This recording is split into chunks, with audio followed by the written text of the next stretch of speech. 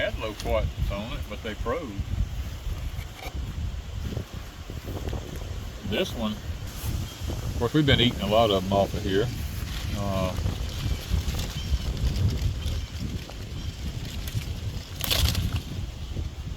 These are loquats. Here's one right here. Is it? Oh yeah, it's soft.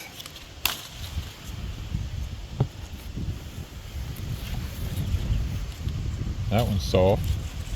The thing about a loquat, they don't continue to get ripe once you take them off a tree. You want to make sure they're completely ripe before you take them off. That one's still hard.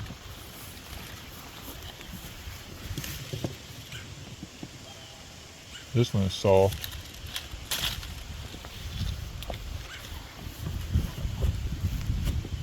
That one is hard. That one's still hard.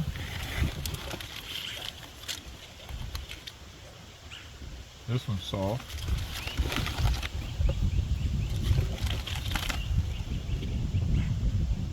That one's still hard. Well, good morning, everybody. It's Danny and Wanda back from Deepsouth Homestead.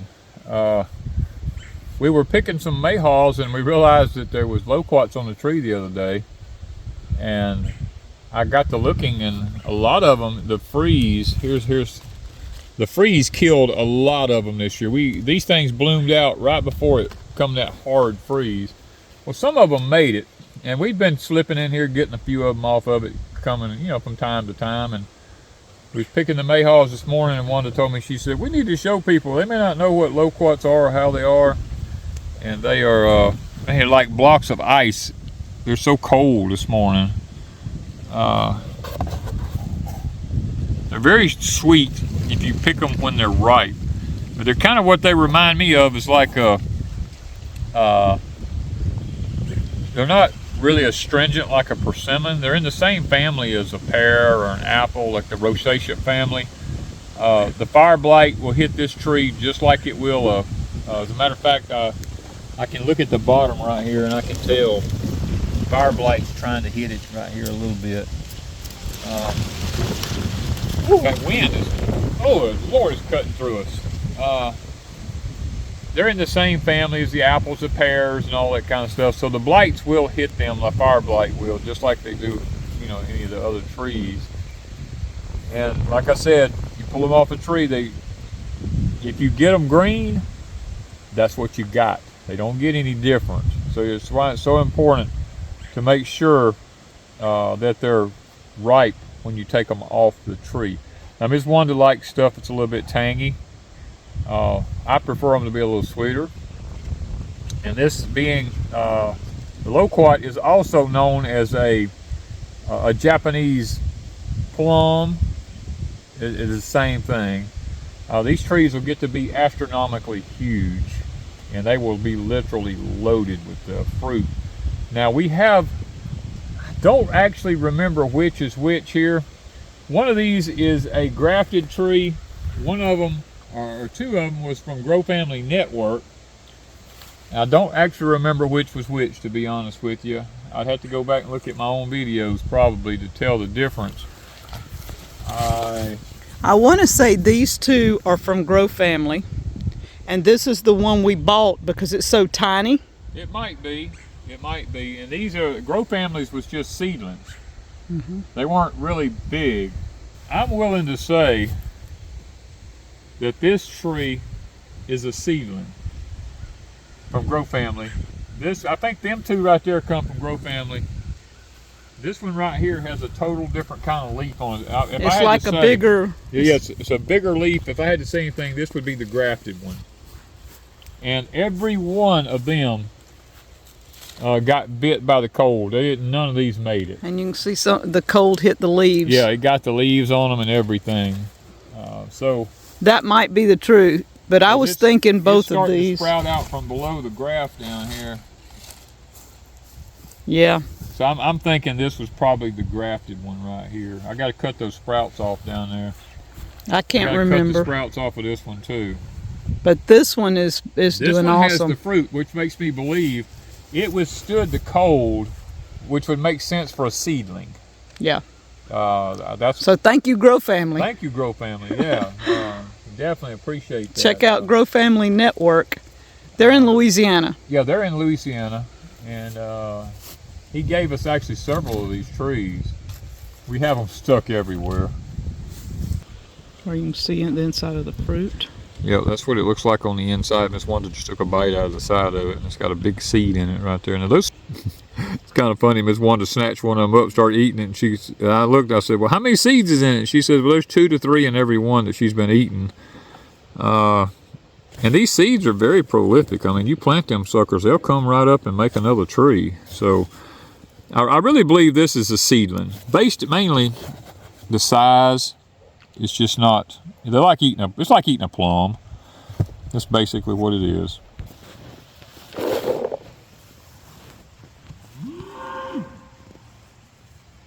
When they get on the ground like this, that's when they're really, really ripe.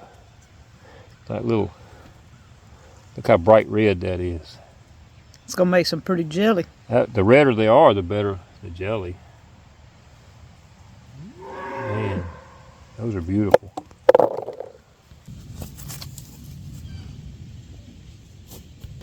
Has bigger ones on.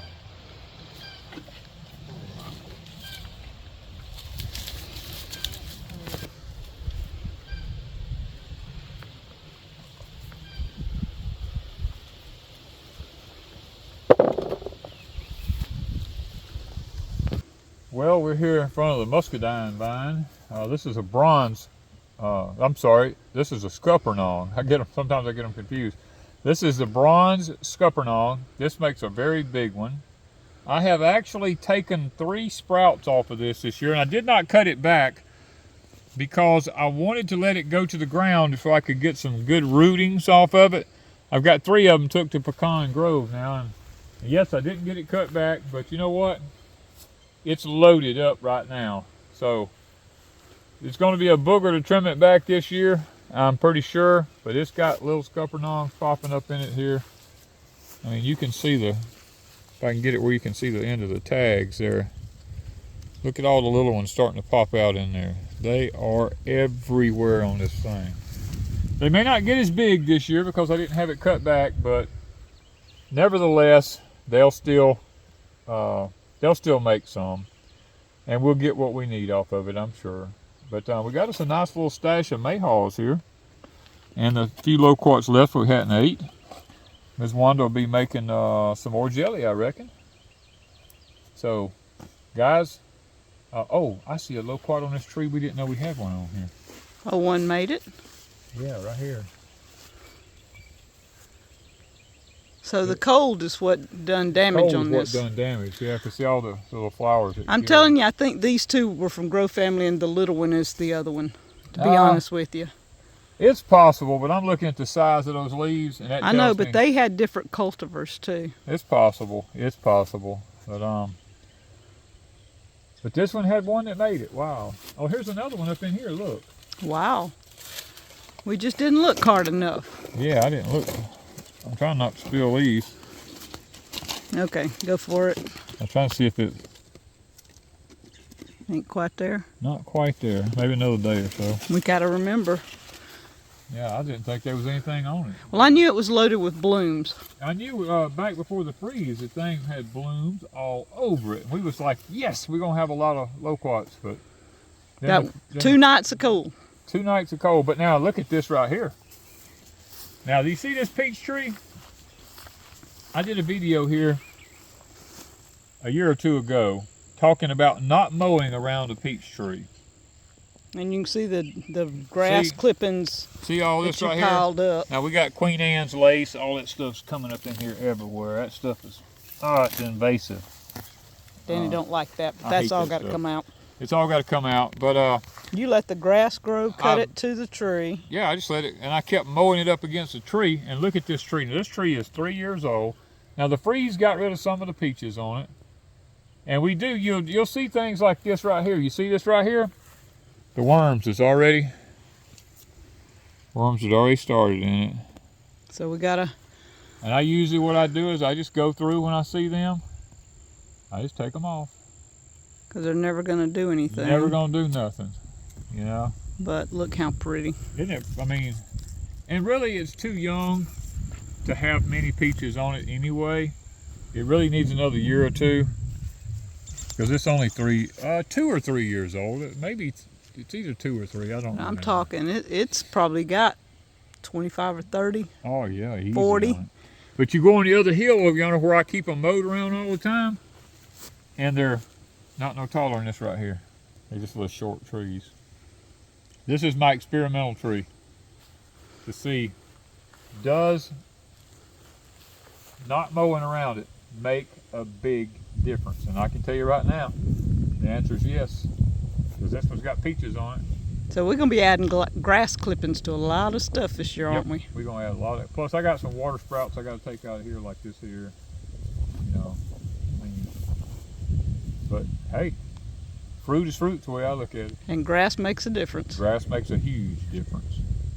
This moon glow pear has never, ever, ever, I mean never, had pears like this before. We usually get about we'll get to it, 2, 25. 3. Well, we have got 25 or 30. No, not off of this The one. first couple of years we did. I don't ever remember that. I did just moon glows in a few jars, but it's been a long time. It's been years then. Long time since it had I mean, this many. Goodness gracious. Look at the moon glows all the way up. They go all up in yonder. I mean, this tree is loaded. Wow. That is awesome. It's been a long time since this one had more than 10 or 12 on it. Man, alive. I ain't never seen this many pears on this tree. No, that is pretty awesome. I actually have a graft I put on a tree here, right here. It's been probably 2 years ago, 3 years ago. 3 or probably before. 3. And I got it from Okie Rob. Okie Rob has a YouTube channel, and he sent me a bunch of grafts off of his apple tree, I mean a pear tree. And I come out here, I said, well, I don't know if they'll take. So I grafted one of them onto this moon glow right here. And look at this, it has come up, it's got 3 pears on it. I am so excited to see it have pears on it. Now it's just a sprout sticking up here, but At least it's got pears. it's got pears, and I mean I can get a graft off the top of this now, so that's pretty cool. Look at this. These things are everywhere. This tree right here is a very, very soft pear. You can't hardly see them for the leaves. It makes tons of pears every year. Now the blight is real bad about hitting this tree, and I've had to cut this tree off I don't know how many times, but it just keeps coming back out, and it keeps making more pears. I mean, this thing, It's loaded with pears, but you can't see them till they get big. when they get big, you can really see them. But when they're little, they blend in with them leaves, and you just can't see them. There's lots of times we'll think the tree does not have anything on it at all, and then all of a sudden we look and it's just pears hanging everywhere. Now this pear tree right here is the old-timey, we call them sand pear or hard pears. These things are like rocks, but I tell you what, they make the best pears that you can see. And guys, this tree sometimes has so many pears on it that it can't even hardly hold itself. Now last year it didn't hardly have it probably didn't have 100 pears on it last year. But this year looks like we got a really good start of a bunch of pears, especially when you look up in them top limbs up in here, you can just see them hanging. They're hanging everywhere up there.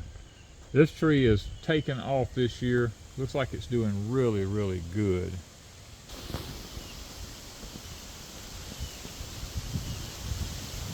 Winds are blowing. Our fig tree has really got a lot of figs on it. We were sitting here just looking at them. Look at them popping out here. Look at all the little figs.